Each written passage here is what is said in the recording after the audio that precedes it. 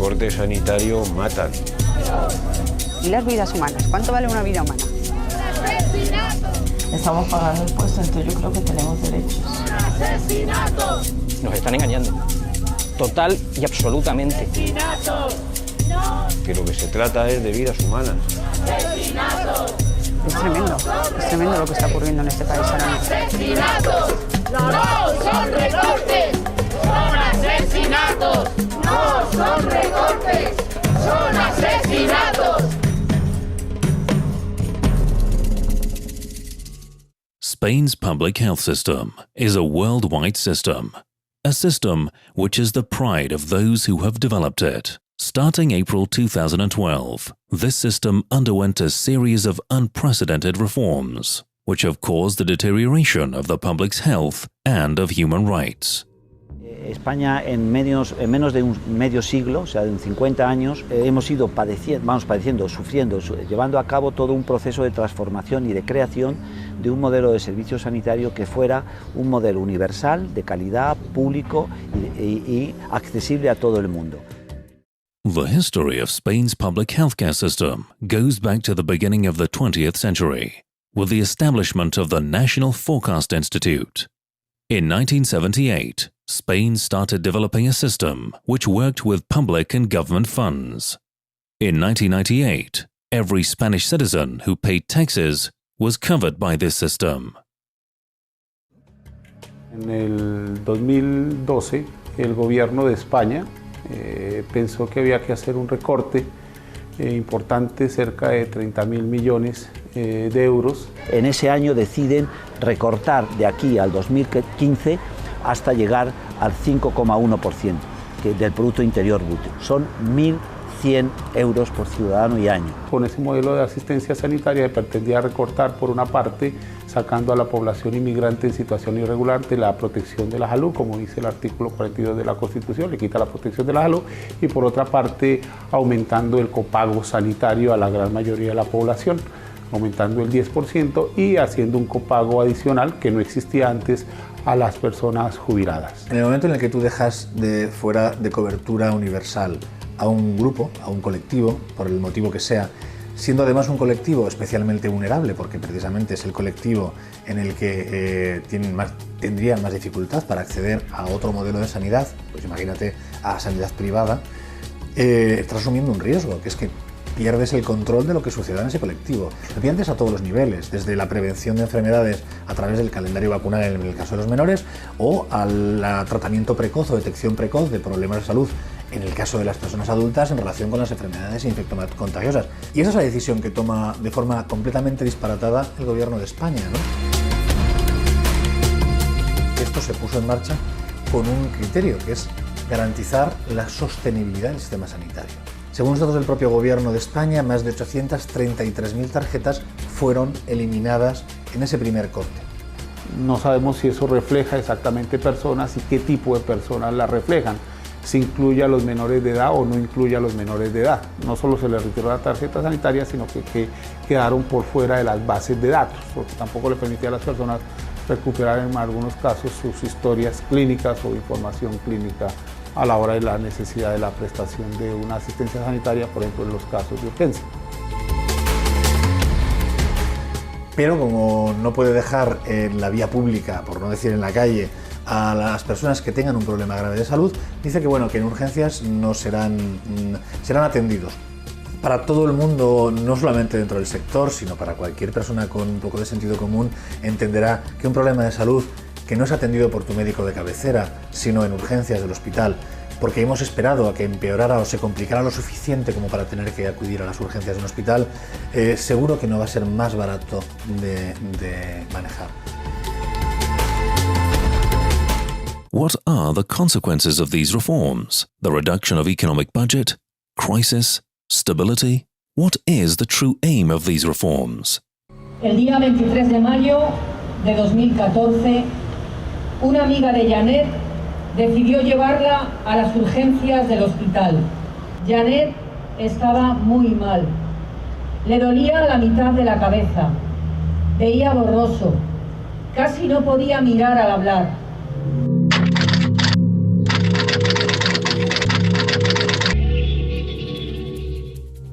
Janet vino en el 2012, en junio, pues a buscarse una mejor vida, como todos nosotros, como los que venimos aquí. Tenía sus sueños, como todos los que venimos aquí a España a buscar un sueño. Lo que pasa es que ella se quedó.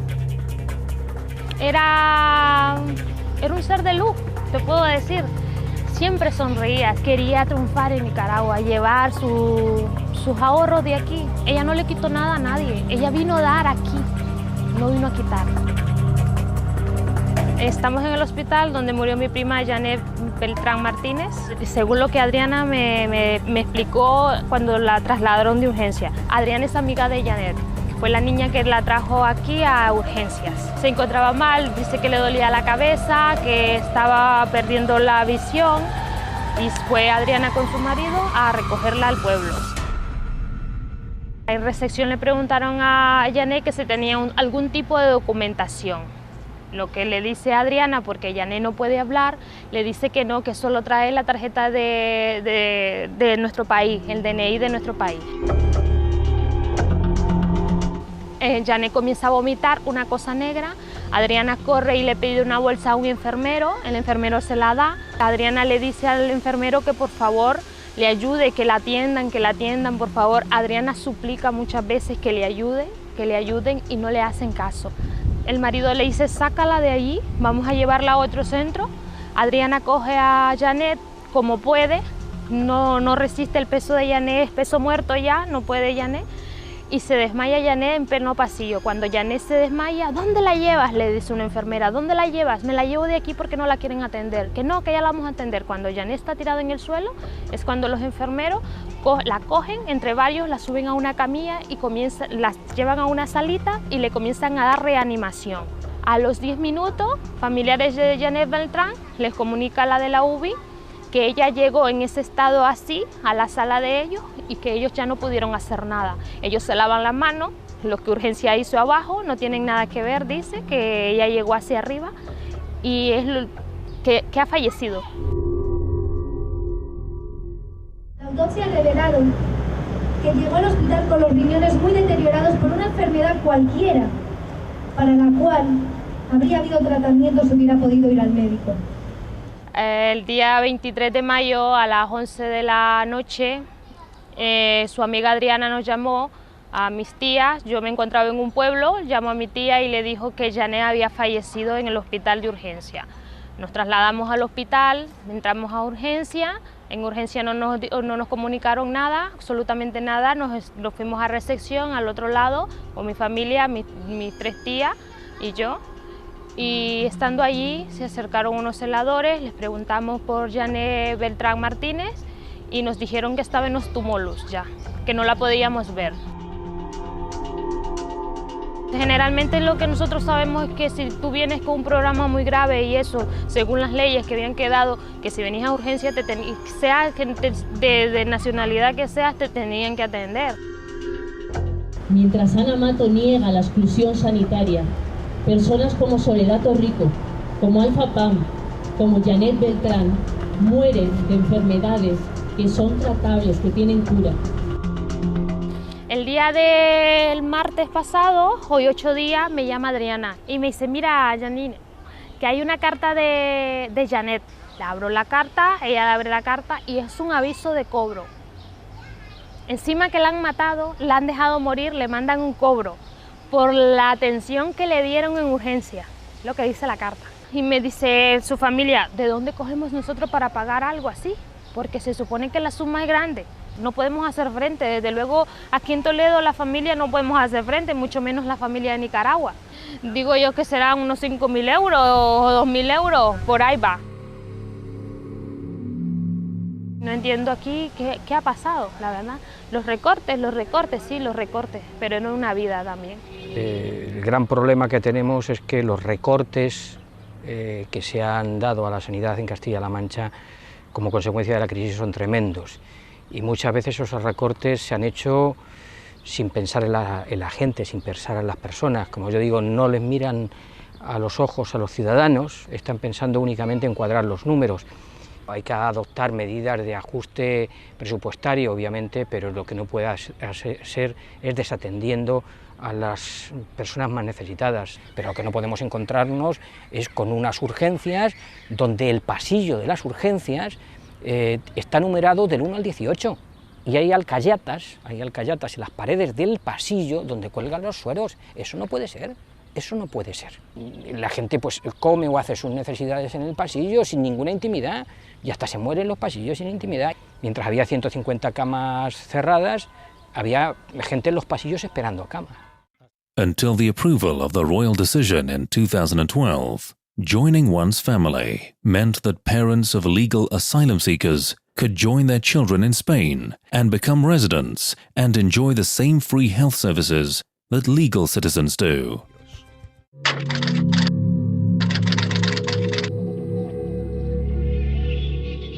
Yo llego aquí a España el 12 de junio del 2008. Vengo contratada con una importante empresa multinacional. Desde ese primer momento hemos estado siempre de una manera legal aquí en España. Siempre la idea había sido traer a mi padre, de reagruparlo, porque yo soy hija única, mi madre falleció y por lo tanto mi padre no me tiene sino a mí. Él tiene una situación de salud un poco especial porque tiene una afección muy importante en los pulmones que se llama EPOC. Él depende 24 horas del oxígeno. Absolutamente nadie nos dijo que él iba a tener una situación especial en el sentido de que no iba a estar cubierto por la seguridad social, lo cual en la situación que se encuentra mi padre es prioritario. O sea, su vida depende de un seguimiento médico, de unos medicamentos específicos y sobre todo del oxígeno. Nos acercamos, por lo tanto, a la seguridad social y allí nos dijeron que no, que ya no existía seguridad social para ascendientes reagrupados. Por lo tanto, llamamos a Salud Madrid. Allí, de una forma un poco brusca, la respuesta fue que teníamos que contratar un seguro privado.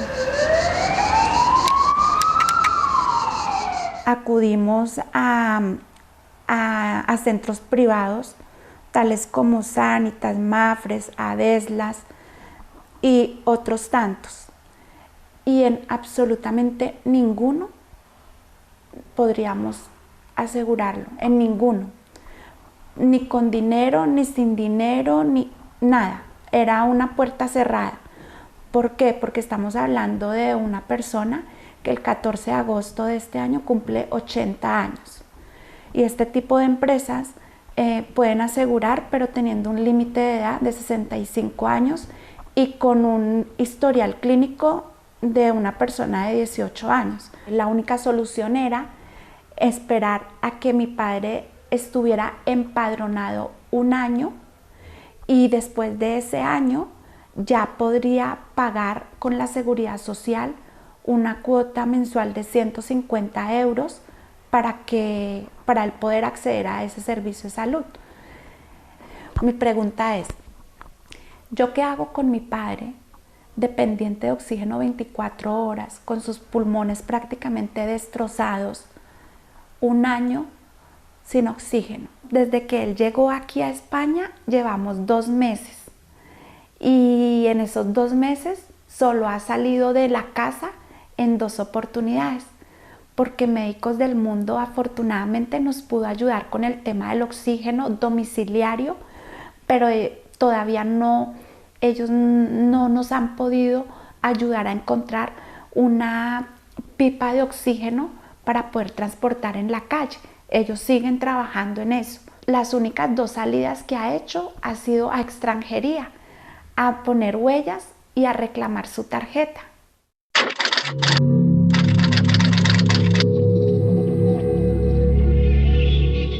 Somos de Armenia.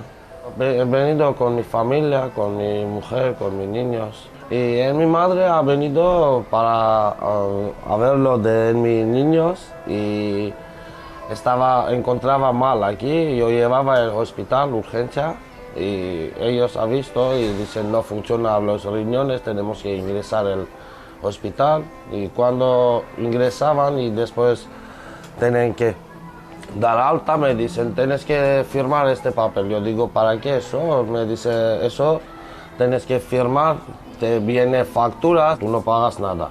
Y pasaba 3-4 años después, me mandan una carta de Hacienda y dice tienes que pagar 13.000 euros. Pero eso ¿cómo puede ser? Yo no entiendo eso. Su madre en un momento dado había estado en diálisis, le habían hecho un trasplante renal, pero a consecuencia de la aparición del Real Decreto, la madre que estaba como beneficiaria en la cartilla de los hijos dejó de estar como beneficiaria. A partir de ese momento, la tarjeta a ella se le anula, se le hace el trasplante de riñón, pero lo que no se programa no son ni tratamientos ni controles posteriores, cuando en un trasplante todo el tratamiento posterior es fundamental, porque si no puede haber un rechazo con todo lo que eso implica. Pero claro, lo que les preocupa es que aunque pagan esas facturas, su madre sigue sin tratamiento, porque en este momento solo puede ir a urgencias. Les puede suponer un grave problema a la hora de, por ejemplo, que esa familia quiera o intente pues desde tener una cuenta bancaria, que es lo normal cuando tú has tenido un trabajo y lo has perdido y después has perdido el permiso de residencia, o quieras regularizar tu situación en España. La administración reconocerá tu deuda y te pondrá probablemente muchas dificultades. Es obligar a estas personas a las que ya les has metido el miedo en el cuerpo, a las que ya les has puesto dificultades para acceder a algo tan básico como acceder a su médico de cabecera. Además, les vas a poner problemas para cualquier trámite, cualquier documentación con la administración. Es condenarlos a vivir como en la clandestinidad, ¿no? En B. Cada mes 500 euros yo no puedo pagar de medicamentos. Día 30 pastillas. Eso es medicamentos todo. Estoy mal, duele, no, todo. Si pie duele, no puede mucho andar. Mano duele. En mi país no venden este medicamento, solo este medicamento aquí en Europa tiene. Por eso si llega ahí, no sé, no puede ahí vivir sin medicamentos, sin nada. Lo que parece absurdo es que la administración se gaste un dineral en hacer un trasplante y luego no se gaste lo que supone el mantener ese trasplante, porque si esta mujer deja de tomar la medicación, en menos de un mes esa persona habrá rechazado el riñón, tendrá que volver a diálisis y además tendremos un órgano donado por una persona que ya ha hecho un acto solidario y que lo vamos a tirar a la basura. No sé, es absurdo. ¿Qué tenemos que hacer para arreglar los papeles de ella, si dan el sí?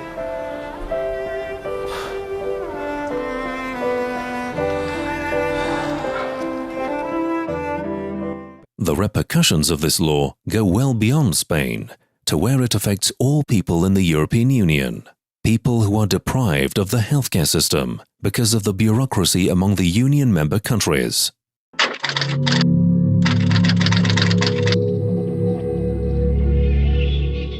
Desde la reforma de la ley sanitaria, lo que cambia es, primero, que las personas comunitarias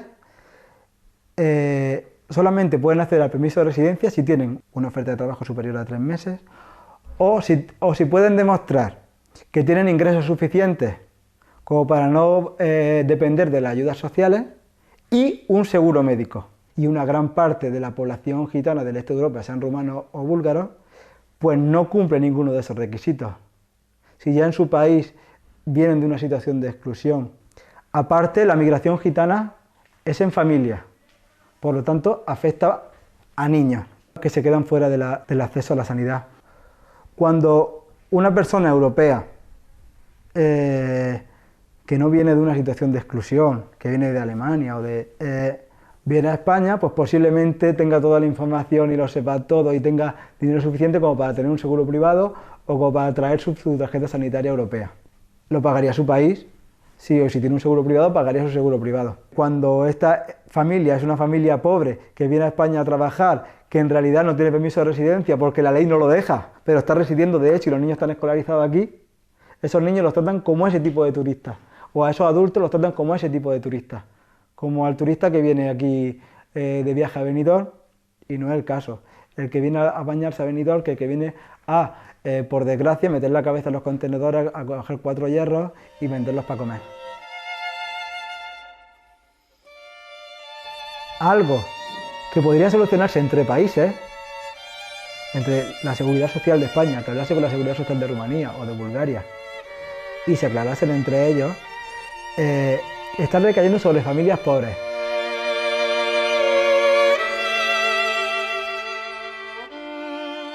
Soy de Bulgaria. Llevo 3 años y medio, voy a hacer 4 años. He encontrado el padre de mi hija aquí, en España, y ya casi hago 4 años de cuando estoy con él. Es búlgaro, es de mi país.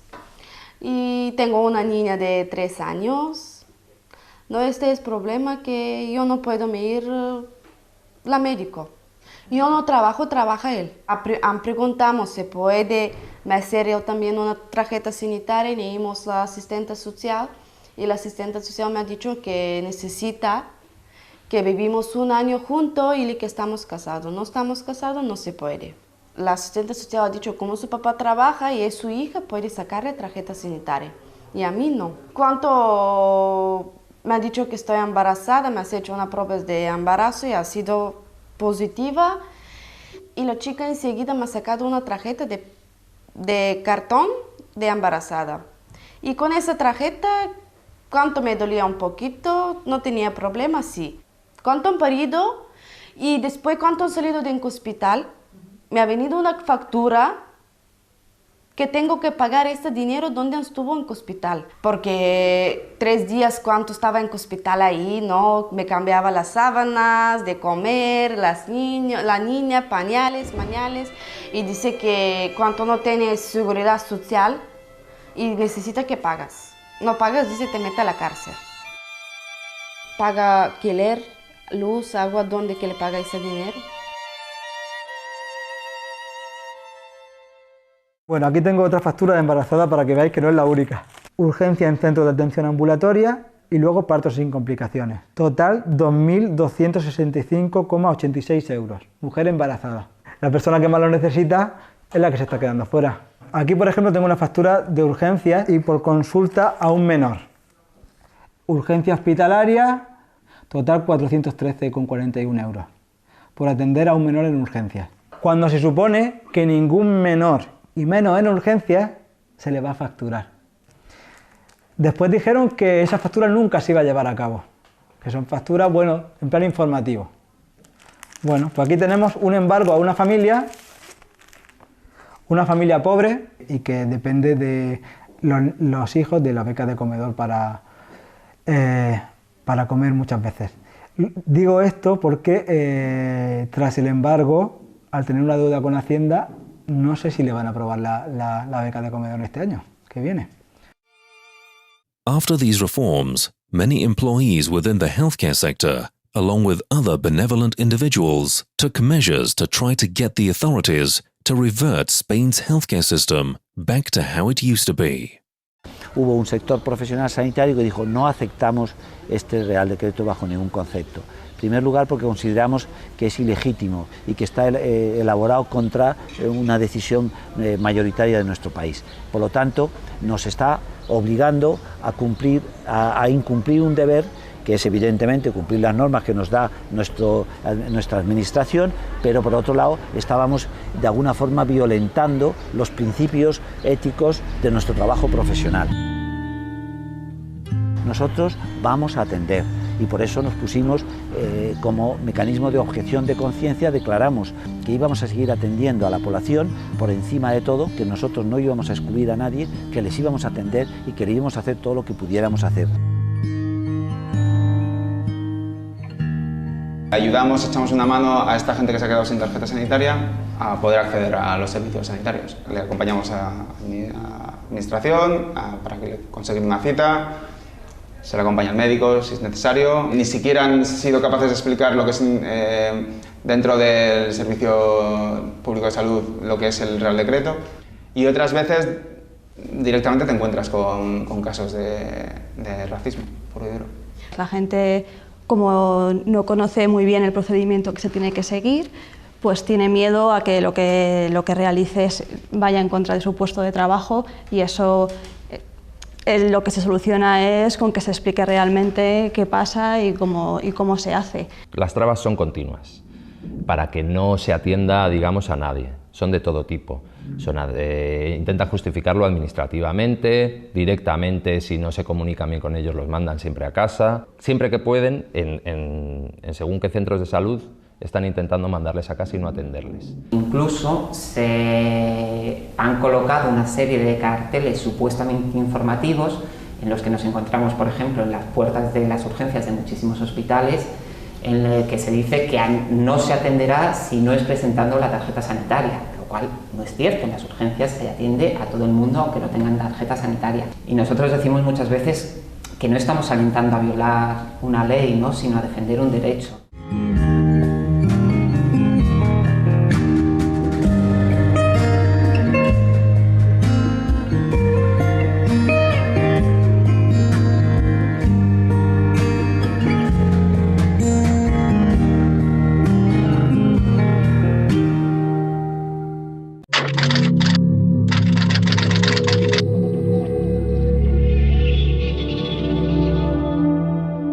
Yo soy de Marruecos. Tenía 6 años de edad, vine aquí a España con mi tía y estuve viviendo un tiempo con mi tía y me fui de casa a los 14 años. Cuando llegué a España sí era legal porque mi tía me hizo los papeles y era legal. Se caducaron y como mi tía no me quiso ayudar en renovarlos, pues no he podido renovarlos porque yo era menor de edad y tenía que estar mi tutora conmigo. Tengo 3 hijos. Llevo desde el 2005 ilegal en España. Y cuando me salió el bulto en el pecho, pues no sabía qué hacer. Una vez me fui a urgencias. En ese momento no me pidieron que pagara nada. Después de que me haya ido a casa, me han mandado una factura de 180 euros. Yo no los pagué porque no los tengo. No estoy trabajando, no estoy cobrando nada, entonces pues no lo pagué. Antes sí me atendían, aunque no tenía solo pasaporte, me atendían perfectamente. Pero ya cuando han cambiado las leyes, pues no he podido ir ni al médico ni nada. Porque yo estoy dando el pecho a mi hijo y le he ido a dar y veo un bulto porque me molesta. Tengo una molestia. Entonces he ido a urgencias para ver, me han visto y me han dicho que tengo un bulto. Tengo que ir a Gregorio Marañón o enfrente a Leonor. Cuando he ido a Gregorio Marañón me ha visto y me ha dicho que sí, tenía los 2 bultos, pero el que he ido por él no le preocupaba mucho, le preocupaba otro más. Le digo, pues no sé qué hacer, me ha dicho que tiene que ir a mi cabecera, a mi médico de cabecera, porque ahí no me podían hacer nada, porque no les permitía que hicieran esto. Tenía que ir al médico de cabecera y él me iba a mandar a hacer una mamografía. Y como no tenía, no he podido. Gracias a una asociación me han atendido y me han llevado, vamos, ahora estoy esperando unas pruebas, me han hecho una ecografía y sí. El caso me llega por población por un grupo de acompañamiento. Vimos la fórmula de incorporarle en la ficha nuestra, en la agenda nuestra administrativa, sanitaria. Se consiguió gracias al trabajo hecho por la unidad administrativa y a partir de ahí yo la pude ver y la pude canalizar las necesidades de atención complementarias que precisaba, analítica, exploraciones complementarias y atenderla. La sigo viendo, la sigo atendiendo, aunque no tiene la tarjeta. Aparte de que con ella además pues estamos intentando, por los mecanismos de de los trabajadores sociales que le reconozcan y le puedan dar la tarjeta sanitaria, porque esta persona debería estar ya nacionalizada y tenía que tener arreglados sus temas, porque tiene 3 hijos aquí que son españoles y por lo tanto estaría en situación de que se le reconociera ya un derecho que es claro y manifiesto. Sin papeles no puedes hacer nada, no te pueden ayudar, no te pueden atender, entonces no sé cómo. Sí, es lo único que pido, ¿sabes? Un trabajito y que mis hijos estén bien.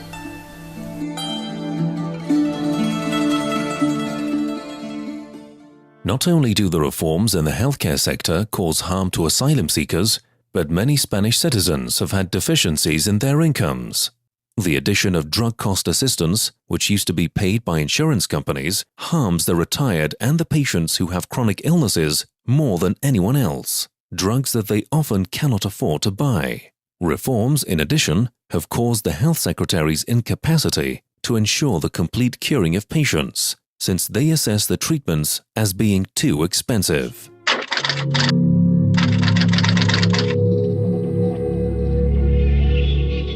Estoy enfermo de hepatitis C, estoy en fase 2 ya, tengo genotipo 4 de la hepatitis, que es el genotipo peor que hay, digamos que no responde a la medicación que hay normal para la hepatitis, de interferón con ribavirina.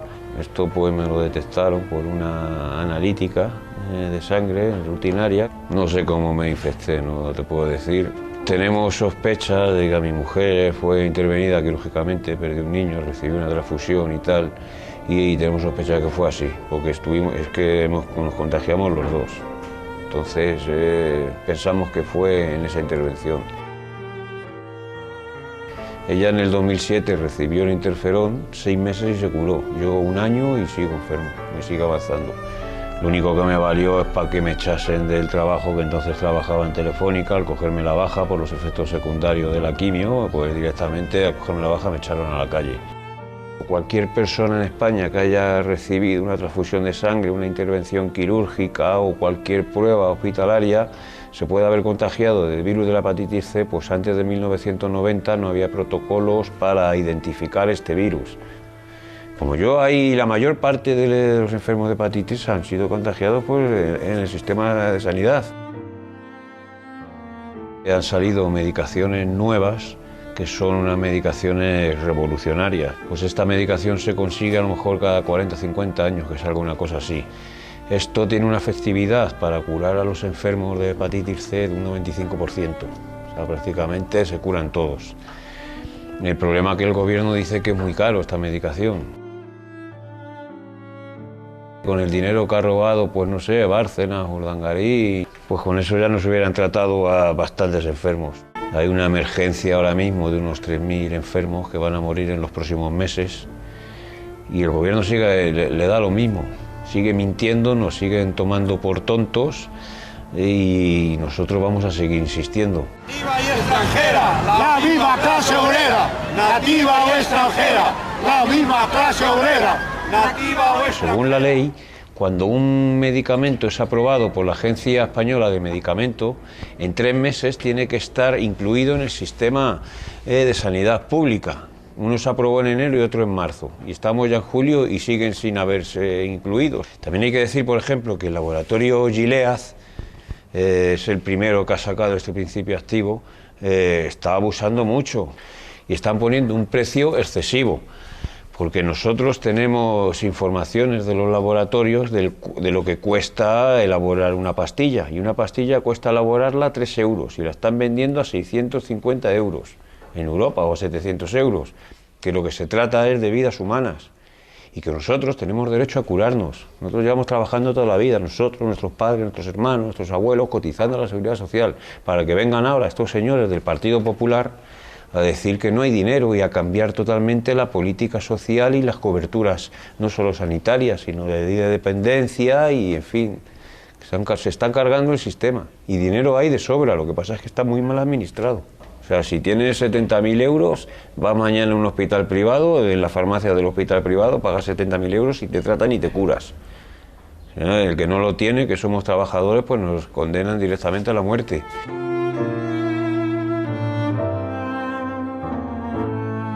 Es un genocidio que están haciendo con los enfermos. Crean modificaciones de la Constitución para salvar bancos o para proclamar un rey nuevo, crear un rey nuevo que está muy preparado por lo visto, eso dicen, pero sin embargo no aplican las leyes que hay para tratar a los enfermos y para tratar a las personas. Yo me llamo Mario Cortés, estoy enfermo de hepatitis C hace 18 años, tengo fibrosis en el hígado. La ministra de Sanidad dice que no me dan un medicamento que ha salido ahora que puede curarme porque dicen que no hay dinero.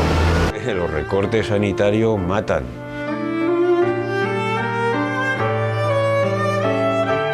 Sanidad pública, sanidad pública, sanidad pública, sanidad pública, sanidad pública.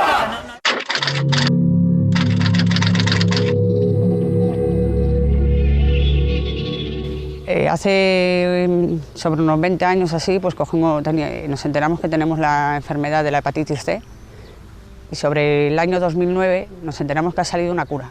Nuestro médico aquí en el hospital de Getafe pues nos dice que es una cura muy cara, se llama interferón, que tiene muchos efectos secundarios, que de momento que estamos bien. Yo sé cuál es la finalidad, que es un cáncer o una cirrosis hepática y digo, no, yo quiero curarme ya. Entonces yo la consigo.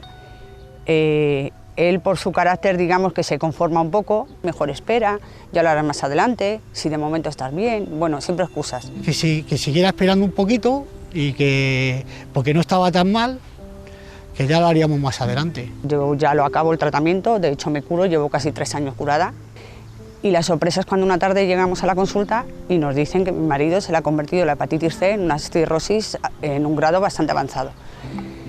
Se nos cae el mundo a los pies.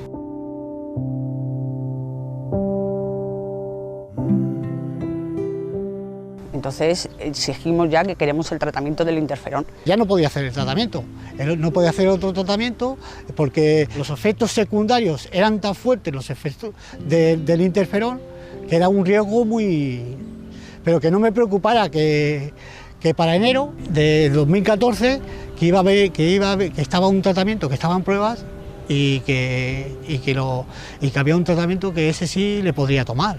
En España llega la crisis y nada, que no se da, vamos al médico y nos dicen de que bueno, que en España no se están comprando, que no se está comprando.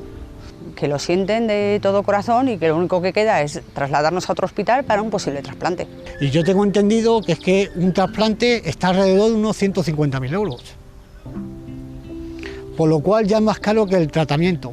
Entonces es una cosa no entendible, que solo miran a corto plazo. En su memoria económica, cuando se plantea, bueno, esto va a reducir los costes, intuitivamente ya pensábamos que no iba a ser así, porque las medidas que proponía no parecían que fueran a ahorrar mucho. No solamente eso, sino que iban a generar dificultades, por ejemplo, en el acceso a los medicamentos o en algunos recursos básicos, como es el hecho de que algunos pacientes tengan que pagar por medicamentos de uso hospitalario, cuando son medicamentos que no pueden elegir no tomar. No hemos desde entonces visto una evaluación económica de la norma, nadie nos ha explicado todo lo que hemos ahorrado gracias a esta ley. Las dos sentencias del Tribunal Constitucional, tanto la del País Vasco como la de la Comunidad Foral de Navarra, señalaron que ha sido imposible demostrar por parte del gobierno el cumplimiento de los objetivos económicos. Y lo único que más o menos se ha podido cuantificar fue el hecho de que se derivara costes, digamos, de un 10% del copago sanitario a las personas, particularmente a las personas más vulnerables. Eso sí se ha podido cuantificar de alguna manera como especie de ahorro.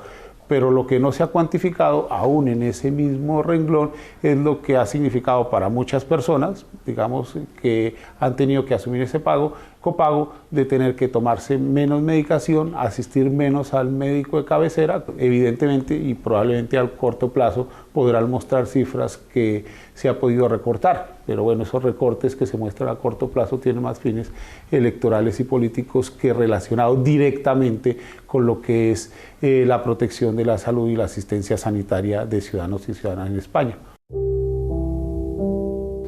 No sé, somos una lacra y no, y es que somos personas normales y corrientes, familias que ya te digo, que llevamos una vida normal.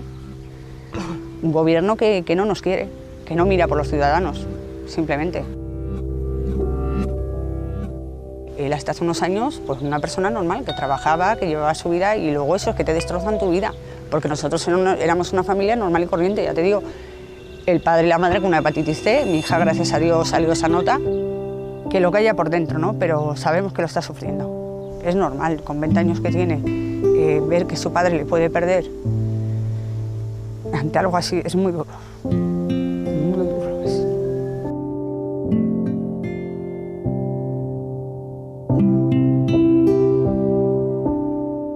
Hemos estado en el Congreso de los Diputados, nos recibió el presidente de la Comisión de Sanidad, Mario Mingo Zapatero, y tampoco nos da mayor explicación, simplemente que no es su competencia. Claro, nosotros nos quedamos blancos, decimos, bueno, entonces, ¿qué hace aquí, no? Y bueno, poco más, porque se tira media reunión colgado al móvil. Me parece una falta de respeto grandísima hacia los enfermos de hepatitis C, porque somos personas, no somos números. Que bueno, que lo va a llevar a la mesa de la Comisión de Sanidad y bueno, a ver lo que dicen. A mí no me han dicho, oye, te queda un año, oye, te quedan 12 meses. A mí me han dicho de que estoy en una fase 4, que es la última fase. Mucho cansancio, pierdo el apetito, apenas como. Pesaba 72 kilos y nada, y ahora mismo estoy en 56 kilos. Luego es que es muy duro escuchar que no te dan para salvar la vida de tu marido y te digan que quieren rescatar unas autopistas que a día de hoy nadie usa, que te quieran hacer unos Juegos Olímpicos aquí en Madrid, porque luego también depende de las comunidades, de que unas comunidades sí lo compren, otras comunidades no. Yo creo que todos los españoles somos iguales, todos tenemos derechos, si una comunidad lo compra, lo deben de comprar todas. Los perjudicados luego al final siempre somos los enfermos. Somos los enfermos porque somos los que acarreamos con los problemas. Y todo el que lo pueda contar, porque hay gente que está muriendo. Porque ahora la hepatitis C el día de mañana puede ser cualquier enfermedad. ¿Y las vidas humanas? ¿Cuánto vale una vida humana? Pienso luchar hasta el final para que mi marido lo consiga. Lo tengo muy claro. In July 2014, after months of criticism, the Spanish government succeeded in finding a permanent cure for the hepatitis C disease. It proved, however, to be more of a state policy for shutting up critics' voices. This drug is not what the patients expected.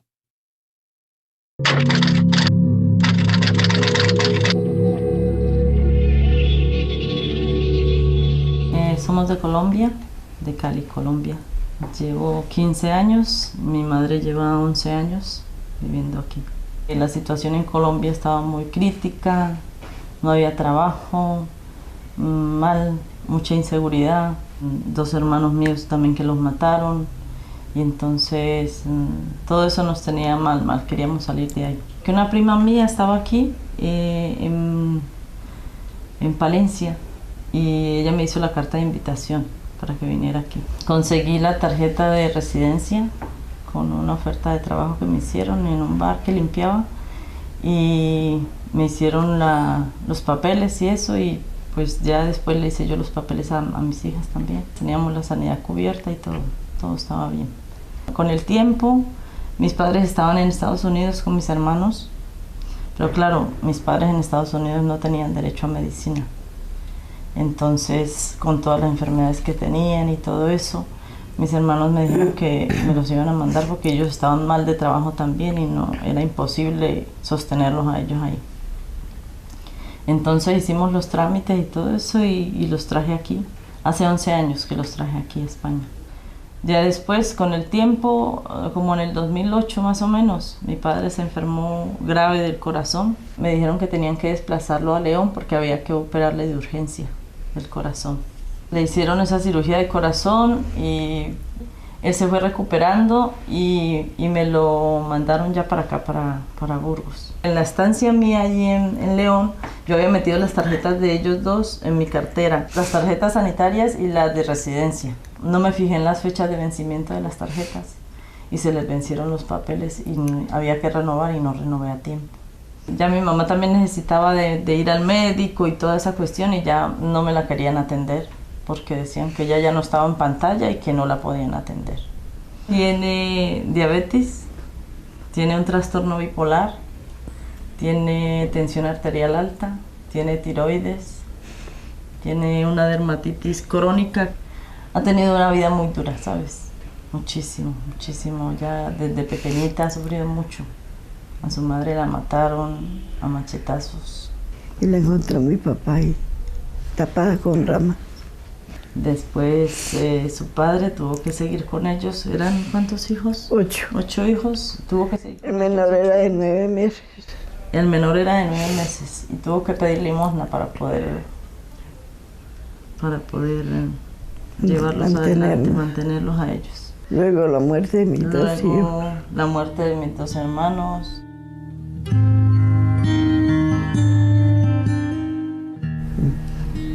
Entonces, claro, los médicos dijeron que todo eso desencadenó en el trastorno bipolar que tiene ella ahora. Ya me tocó buscar un abogado porque yo dije, no pueden quedarse así, ¿cómo voy a hacer? Yo no los puedo dejar morir. Busqué un abogado que es el Gustavo Pietro Paolo, que es como un ángel que se me apareció en el camino, de verdad. Ellos habían perdido su tarjeta de residencia y por mediación de su hija, que es nacional española, se les permitió que volvieran a tener su residencia. Bueno, una vez que eso se consiguió, nosotros entendíamos que era claro la posibilidad de tener una tarjeta sanitaria. Margarita y Luis adquirieron lo que es la residencia comunitaria, si no recuerdo mal, en agosto o septiembre. Es la fecha en la cual ellos ya habían adquirido, es decir, posterior al 24 de abril del 2012. Lo que dice la resolución del INS dice que a partir del 24 de abril del 2012, aquellos que se hayan regularizado por este sistema o por otro, a partir del 24 de abril del 2012, no están dentro de la asistencia sanitaria, están fuera.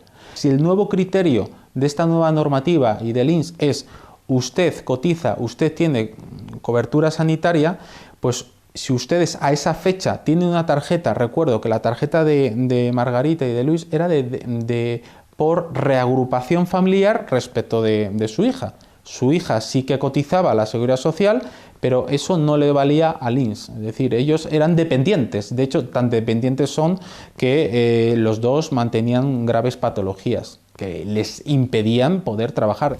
Yo le dije que yo en ese momento no estaba trabajando y eso, pero que yo iba a buscar la forma de irle pagando poco a poco para que me hiciera el favor de hacerme esos papeles a ellos. Él me dijo, no, Margarita, no se preocupe, que yo no le voy a cobrar nada. Yo no le voy a cobrar nada porque no hay derecho de lo que le están haciendo a sus padres. Y bueno, pues este caso favorablemente se resolvió por el juzgado de lo social y posteriormente fue recurrido por el INS ante el Tribunal Superior de Justicia de Castilla y León y volvió a confirmar esa resolución el Tribunal Superior de Justicia, dejando bien claro básicamente pues que la señora Margarita era legal. Con la cual ahora ya tenemos la seguridad social, mi madre tiene la seguridad social. Todos pagamos nuestros impuestos, todos, no solo yo, todo el mundo, los españoles, todo el mundo estamos pagando impuestos, entonces yo creo que tenemos derechos. Esto ha supuesto que en estos 4 años que llevamos de brutal recorte es que se haya iniciado todo un proceso de desmantelamiento del sistema sanitario público. Nuestro sistema sanitario no se financia desde hace más de 20 años por las cuotas que pagamos los trabajadores o las personas que tienen un contrato laboral a la seguridad social. Hace muchos años que la sanidad se paga con impuestos.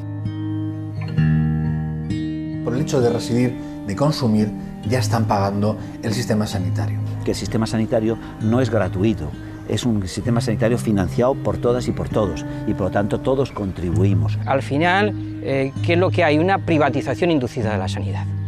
Como la gente ve que tiene problemas para que la atiendan en la sanidad pública, pues si tienes unos recursos, me tengo que hacer una gastroscopia, pues dice, bueno, pues pago 300 euros y me hacen una gastroscopia en un hospital privado o en un servicio privado. Pero claro, el que no los tiene, pues se tiene que aguantar. Esta ley no tiene sentido, esta ley tiene que volver atrás, tenemos que recuperar esa universalidad real, porque el sentido común, la sociedad civil, las plataformas civiles, los profesionales, estamos de acuerdo en que tiene que ser así.